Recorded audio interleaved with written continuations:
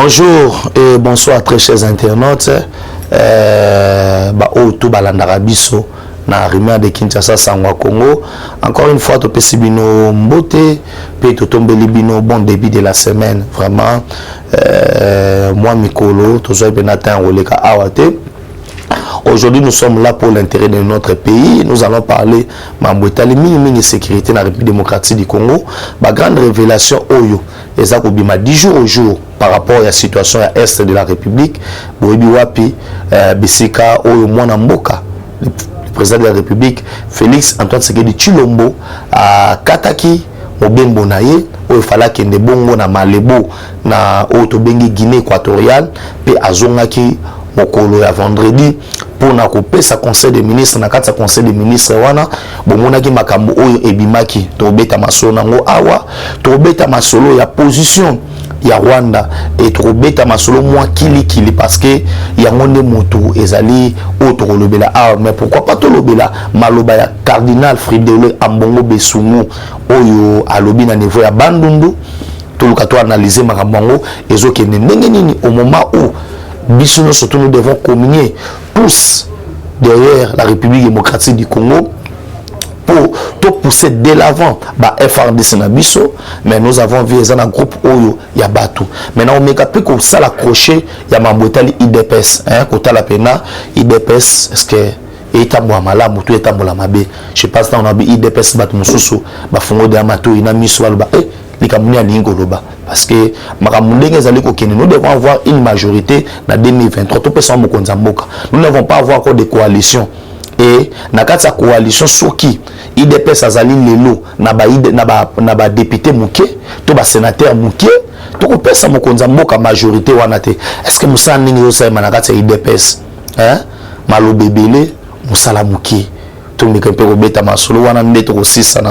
Émission parce que nous devons dire des vérités malgré que ça là pas signé baloba kaka vérité il y a des abokabwanité vérité pesa le rôle là les en non vérité parce que la rabatu bilambate on doit dire la vérité et la vérité est ici nous devons parler na sima caméra toi na ndeko na biso Jérémy aza seconde bongo na Josué Mopanzi oyo na Rancy Monter et na pesi bango surtout mbote parce que grâce na bango de bolanda biso na banda kuna bino d'après déjà to bandi mbala moko situation sécuritaire dans la République démocratique du Congo. Vous allez comprendre aujourd'hui que différence est à ma casse. Différence est à ma casse pourquoi? Parce que ils ont un élément aux aujourd'hui que ils ont rassuré les Congolais que au sommet de l'État, bazana 100% Congolais. Et il y a un élément où et ça Congolais makasa au balelo que non, je peux aller combattre parce que nous avons un Congolais de père et de mère où ils ont régné le Colombo.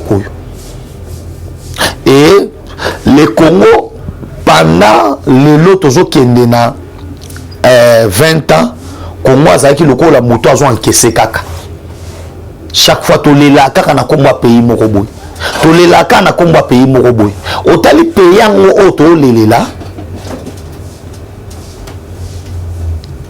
Et comme Sabiso. Na sepeli la position États-Unis d'Amérique. Na moment na zo Sabino, États-Unis d'Amérique a téléméli attaque ya ba M23 na Congo. Pe azo senga na ONU a sanctionné fort Rwanda par rapport à une question à chaque fois dans la République démocratique du Congo. Bandeko, nous devons comprendre l'histoire et bandi ningini. Parce que on est tant fatia du pouvoir awa bateau bakwa koloba a Chilombo Airways Moussa Nega ko voyager bat bazo ku fana est et mokonza mboka tango du pouvoir on avait une armée bien préparée infiltrée une armée qui était prête il y a qu'on se révolter contre le chef de l'État. Des militaires qui étaient prêts, il y a aussi la coup d'État. Pour Nanini, ancien régime éthique qui déjà, autre bengi système.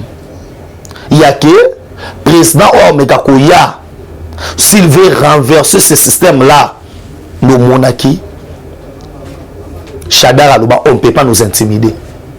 Ndebo Monaka, John Mumbi, Alobela Mokonza Moka, et les Kanaba Média, je ne suis pas un agneau.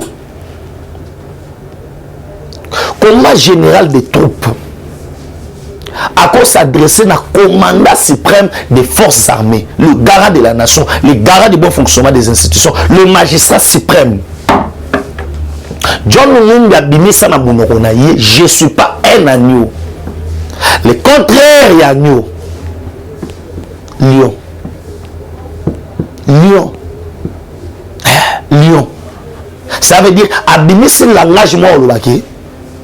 Nana zel loko balia kate. Agneau, o balia kate. C'est que nga, nazan koi o na liaka. Entre John Mumbi na chef de l'État. Pourquoi John Mumbi a bandé koloba bongo? Parce que bazaki naba AK-47, calibre 12, mitraillette, Kalachnikov,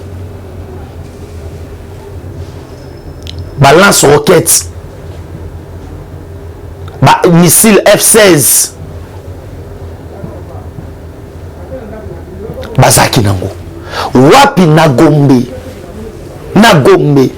bazo chama kelele nyoso tuwana. Il savait bien le bec que le soka meki pas to bomie. Aza civil. A ça biso le côté.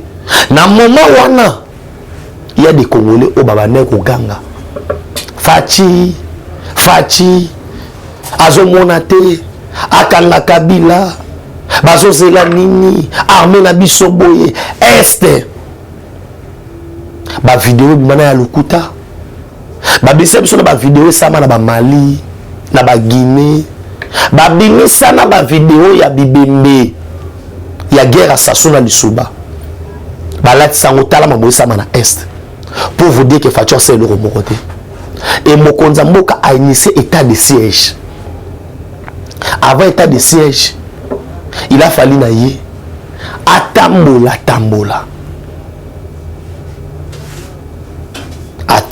tamboli akomi na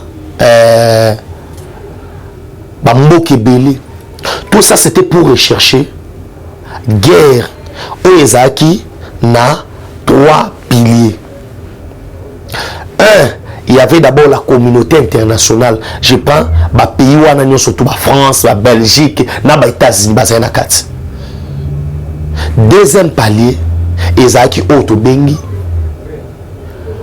régional, Rwanda, Ouganda, Burundi. Et troisième phase, il y avait aussi des nationaux. C'était monstre à 3 têtes. Et Fachi fallait abundana na bandengi surtout pour na konuka stratégie. Comment il faut lancer la communauté internationale? Ndaba ça va voyager au Bima. Ko plaider. Ko yebi sa ba grande puissance. Ko yebi sa ba to ba décider que ça vaut pas la peine bobo mabiso. Ça vaut pas la peine. Boya ko zwe pas na biso et loko yo ngamona ko pesa binongo.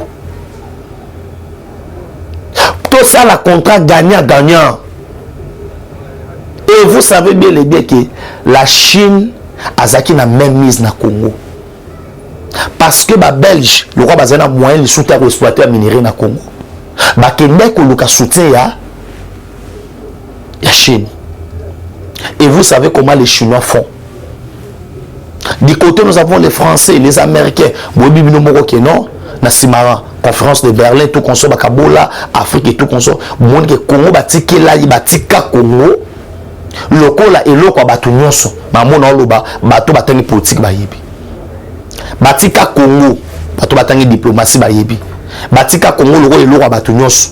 O ba français ba ko ya kozwa, ba belge ba ko ya kozwa, ba américain ba ko ya kozwa, ba allemand ba ko ya kozwa. Ezali loko na bango nyonso.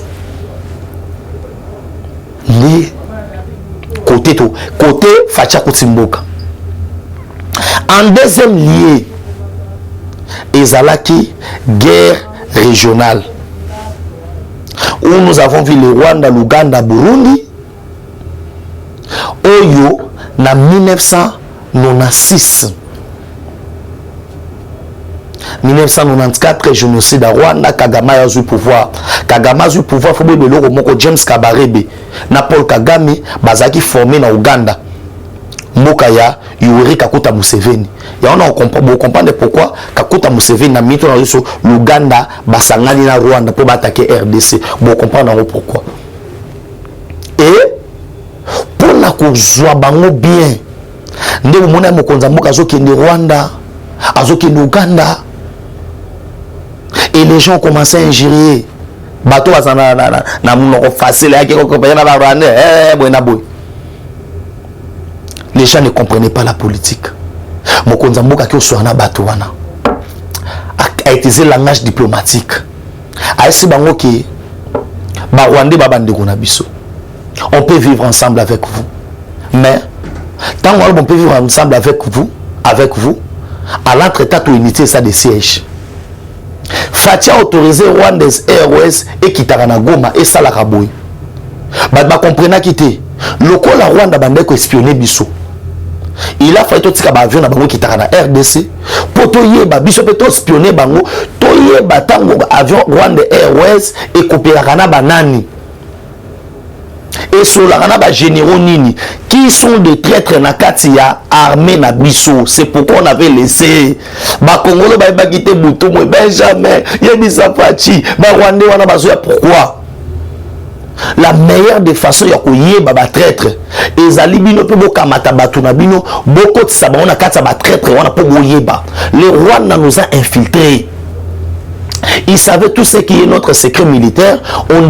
Fachi devait faire semblant le roi Yébilo Moroté. Mais à l'entretemps, il devait utiliser maintenant des Congolais. Bakote la paix bango, ba infiltrer paix bango, toyeba, mabongis na bango pour la Congo et zani. Des Fachi Rosamokano ont initié état de siège. État de siège où Yuna Kagame Lili. Kagame, yo somona ba rebelle. Nakata ba négociation, ba aussi nakaka état de siège long. Mais tous on a moi une histoire. Okoyeba ke Mouzaï kokota awa na RDC. À l'époque Zaïre, on se rappelle na drapeau IDPS, ba wande batika obunda na mboko te. Moi place muke bazu moi résidence na Kenge. Et Kabila le père comprenant que non, bato ba ngaba ke ne robomanga. A s'autoproclamer président de la Lubumbashi. Calcul na bango baby. Parce que déjà, ils ont déjà coup prévu na Kisangani, Babo Makabila le père. On se rappelle Moïse Nyamugabo, soit moi bêta. Tant que na Kisangani, des places Oyo, Hippolyte Kanambe Kazemiro, Ben Joseph Kabila, à la TPT à général. Na la TPT, non connaît James Kabarebe. C'est comme ça que va évoluer dans le musée. Tant que évoluer dans le musée, il y a des postes. Bazu ministère Affaires étrangères, na Bizi Makara, Bazu na commandement militaire. Chef d'état-major général James Kabarebe. Automatiquement le pays est kangamaki déjà. Et kangamaki comment parce que l'ambassadeur nous sommes au mona wana. Batouana nous sommes wana. Et ils allaient continuer à Bizi Makara. On devait d'abord fragiliser la diplomatie congolaise. Et il y a une lettre awa signée en 2009. En 2009, vous avez signé Raymond Chibanda. Il a signé officiellement M23 Bakota Nakati ya armée ya Congo, c'est Raymond Chibanda. Dans la lettre A signée par Raymond Chibanda, autant en besoin, numéro à contact des alliés piste de 143 9 70 40 89 57 piste de 143 9 70 40 89 57. Au monde on a C à lettre wana muto a signé, c'est Raymond Chibanda. Raymond Chibanda, ministre Affaires étrangères, Natanguya, ya Kabila. Et qu'est-ce que vous allez comprendre? Bon, comprendre ce que non? Oui, ils allaient signer l'accord, non, ils en 2009. L'accord qui a signé le 29 mars 2009. Raymond Chibanda. 29 mars 2009, il y a un Marabouya. Le 29 mars, on a bien M23, mouvement du 29 mars. Et du 23 mars, pardon. Le 29. Le 23 mars, pardon. na banda koloba mouvement du 23 mars 2009 ya ba benga M23, mais en réalité M23 ezali 23e bataillon ya armée patriotique rwandaise et ba signé accord wana na Raymond Chibanda et signature na ye ezana se na ngambu ya Rwanda ezalaki Désiré Kamazizi Ouazaki président ya CNDP et c'est comme ça né M23 et fan dans la République démocratique du Congo. Loin de là, tout comme sur la mamoto en Angolelo. Mokonza mboka atala bino bato bazana organisation na bango sous régional. Les pays aboyena boy facha bito kota kuna. Ozo regrouper Kenya, Éthiopie, Rwanda, ba Centrafrique, ba pays wana nyoso to wana ezana kati organisation wana. Ba Tanzanie bango nyoso to facha koti kuna na kati. Skoyo bakangami na mibeko na bango moko parce que na kati organisation balobi ceux qui pays moko ezana problème et sengeli bino no surtout bo sala effort bobunda pour l'intérêt ya pays wana ceux qui rebelle azana mboka oyo et que bazo poursuivre à côté na mboka na yo peut faut attaquer to coincer to kei na nini yango moni mokonza mboka ba ADF to bengisa ki Uganda parce que ba ADF bangonde est un mouvement créé na Uganda et puis M23 c'est un mouvement créé na Rwanda. Ndeto keto coincé bango. Tato keto coincé bango no monaki Uganda yaki ala kiseki moi volonté na ye. Parce que na mboko on doit rappeler l'histoire que batebele ba lobo balingi Congo te. Na mboka na nga Congo oyo na Kisangani. Uganda basala bunda na Rwanda. Ba epena ko bunda na Rwanda pour na wela ba richesse na biso. Qu'est-ce qui se passe na minute oyo? Na minute oyo Rwanda économie ezo chité. Rwanda économie ezo chité. Économie ezo chité pour nani parce que mbo oyo nyonso tu ya kanisaki. Kozwa na République démocratique du Congo. Na minute ne baloba na linga la bloc cadena. Tout est bloqué. Et que ba entrer na mboka na ye oyo no soit tongaki abane ko s'attendre toujours na kozwa na RDC. Comment pays où azana na coltan te ma pays premier producteur ya coltan comment ma pays producteur comment c'était parce qu'ils avaient un régime moboy au bassin de calcul comment bakoko loka basanin bakanga biso ba bloquer biso lelo mwana mboka ye habito sala déboulonnage à déboulonner système.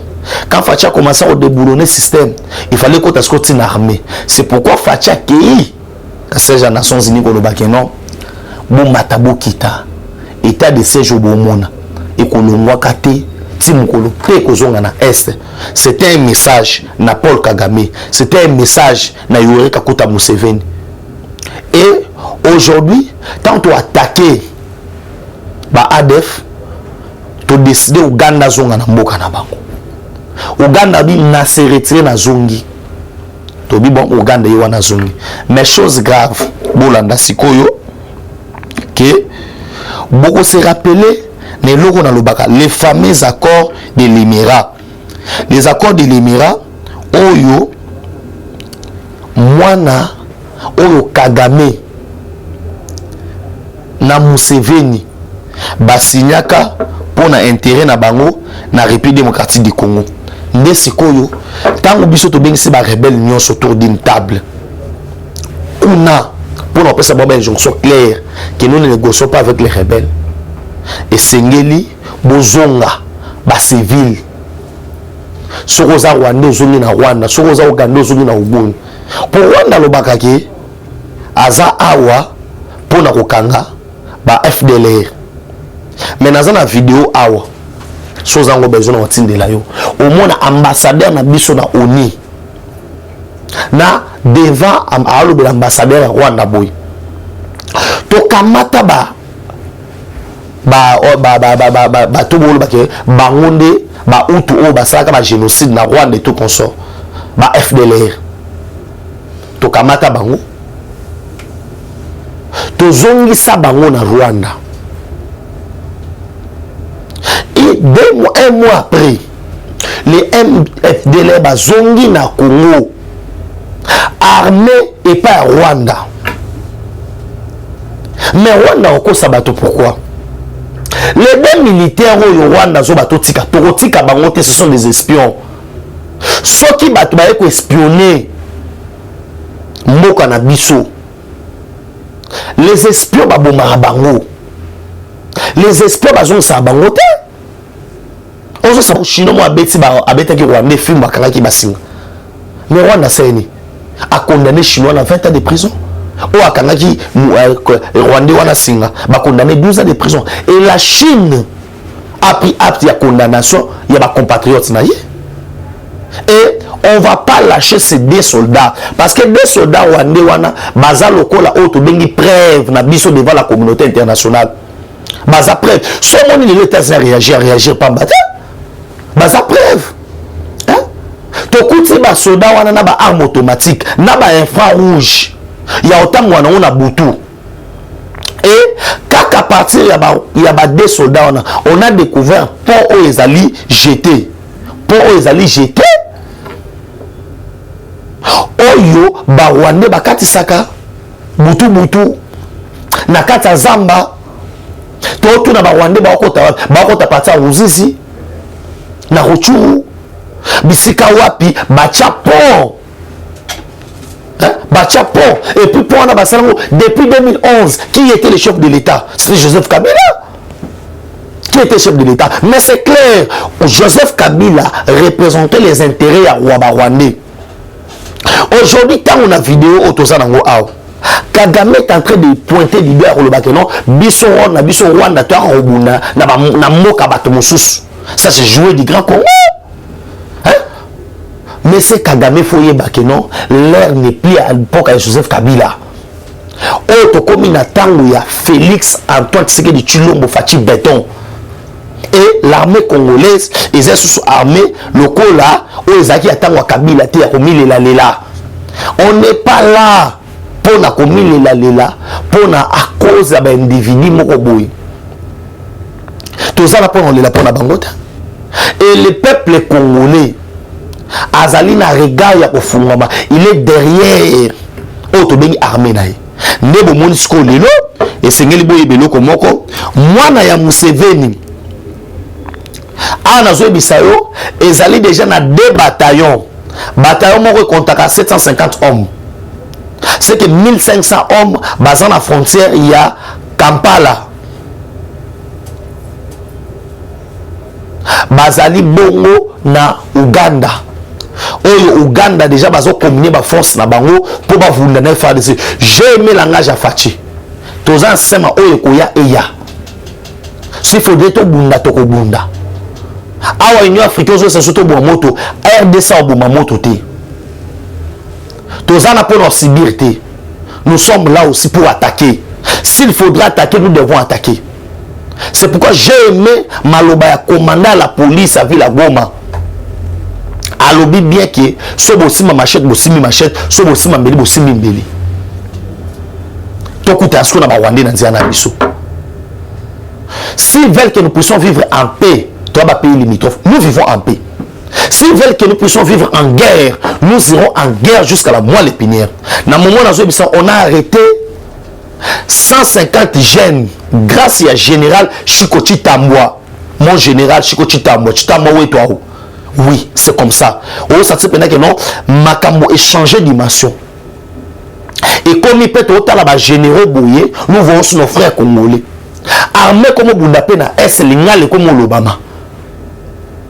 Na moment où Sabino, Baouti Kokanga ba infiltré nous surtout il y a armée rwandaise. Mais information dans zone livrée à la minute où il y a un groupe, il y a des soldats Oyo, Bazaba Rwandais na kati armée na biso. Qui veulent que Bassa Lelo Bassaki en 1998. Il y a tout l'amour qui n'a pas été armée divisée en 2 parties, côté Rwandais, côté Congolais. Mais dans ce Sabino sur Miki le Rwanda a fait aussi battre. Et je rappelle à ministre Patrick Mouyayake, la population a toujours été derrière son armée. Sozo bundelelo guerre et causant la population semanayo okolonga parce que la population abandonné sur munguna zabu. Laissez la population congolaise être mobilisée derrière les FARDC. Botika ba langage wana ya atténuer makambo. Non. Na minute oyo ezali œil pour œil, dent pour dent. Ezali osakani omoni yango. on me quitte au bétio.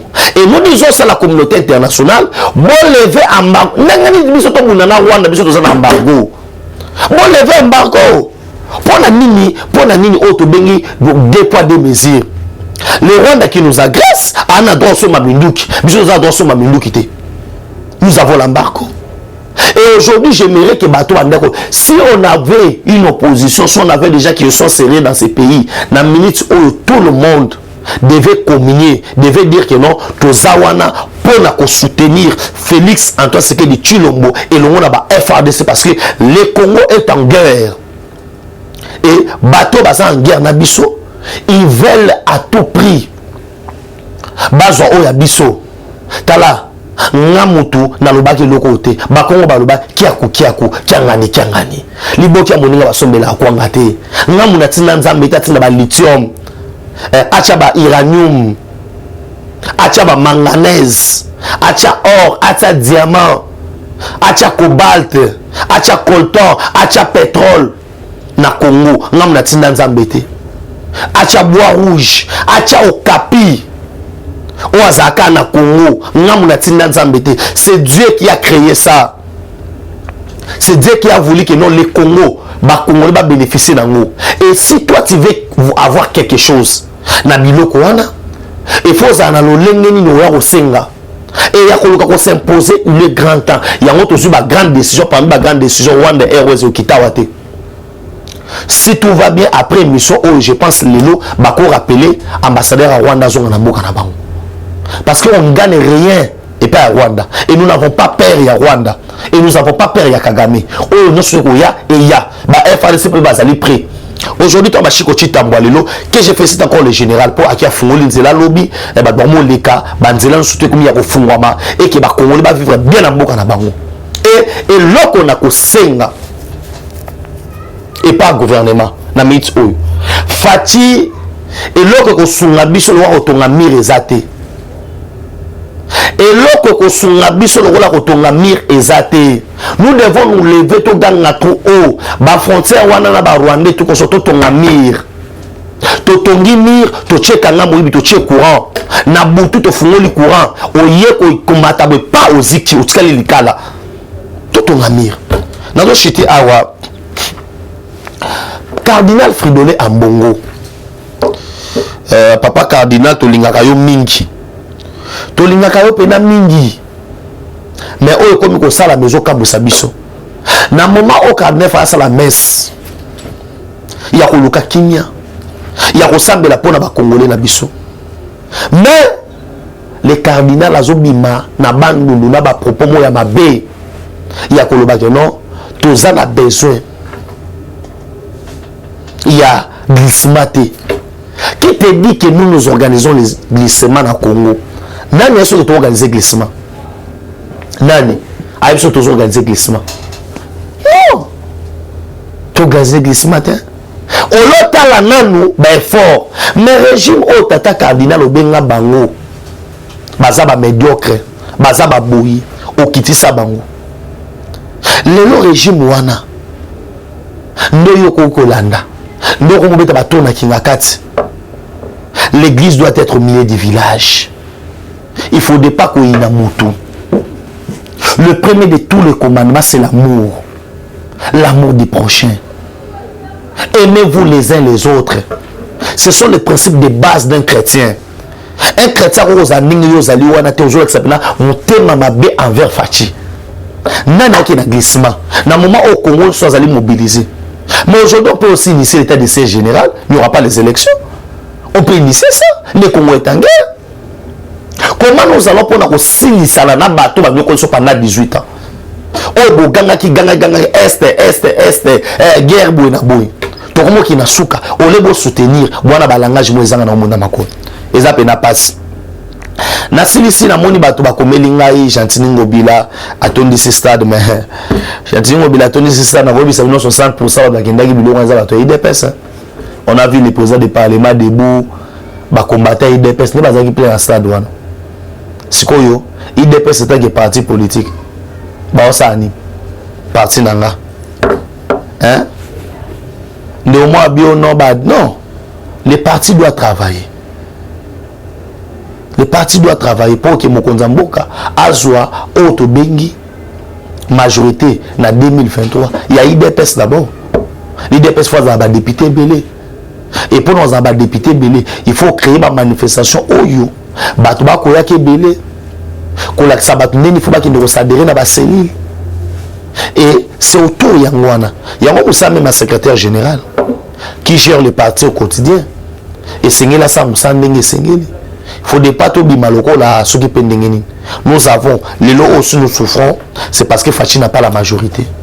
Et comment l'IDPS maintenant compte avoir cette majorité en 2023 si nous ne sommes pas bien organisés. Et nous demandons à conscience, il y a combattants et combattantes, il y a des cadres qui sont partis, qu'on mène des actions au Lelo, parce que son mobile Lelo est un député belé. Mobilisé n'a pas perdu.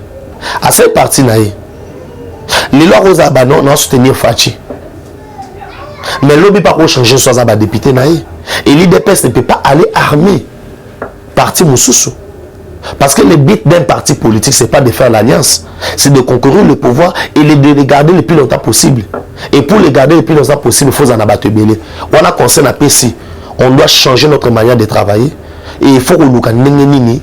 Il y a une stratégie. Il a imposé, surtout, a CPT a imposé à ministre provincial, a imposé à l'administrateur à Bawenze. Nous avons vu comment l'argent a été distribué pour battre dans la stade. Or, l'IDPS n'a pas besoin de redistribuer. L'IDPS, c'est un état d'esprit.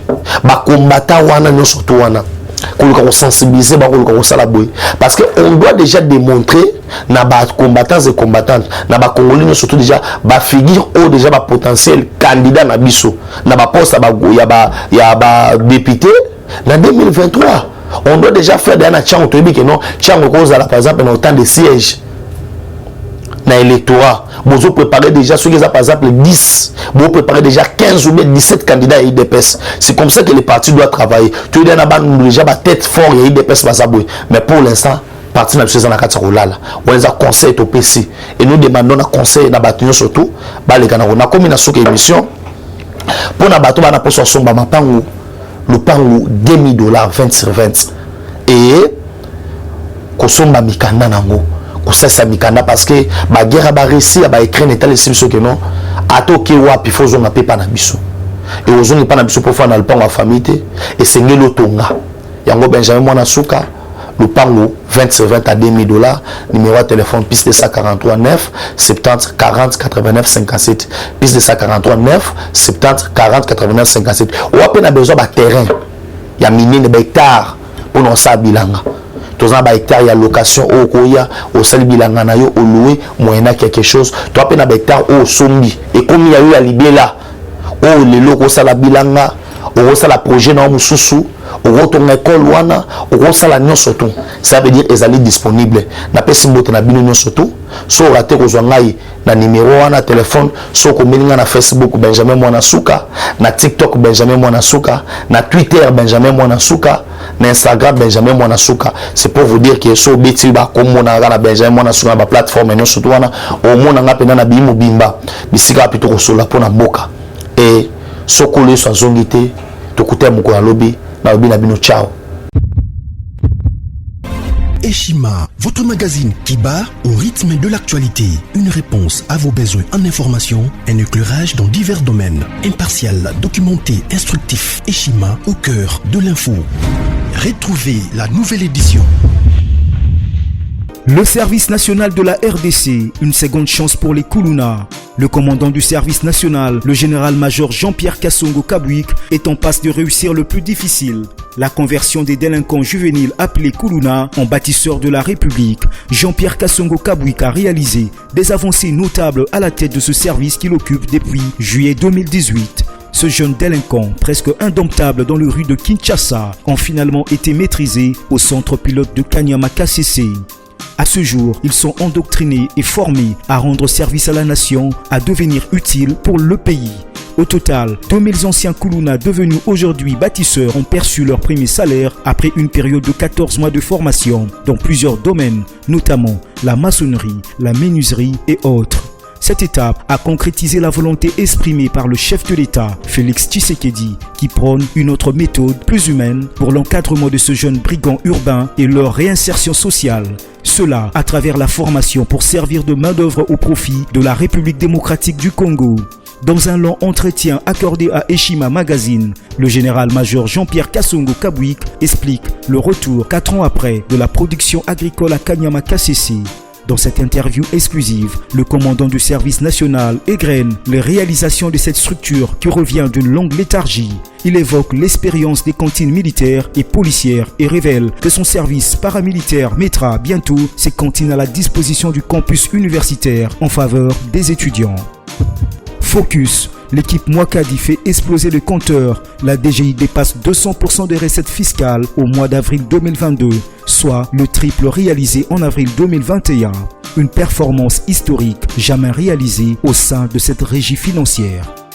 À lire également, les FARDC progressent de 5 places au monde selon le classement établi par Global Power.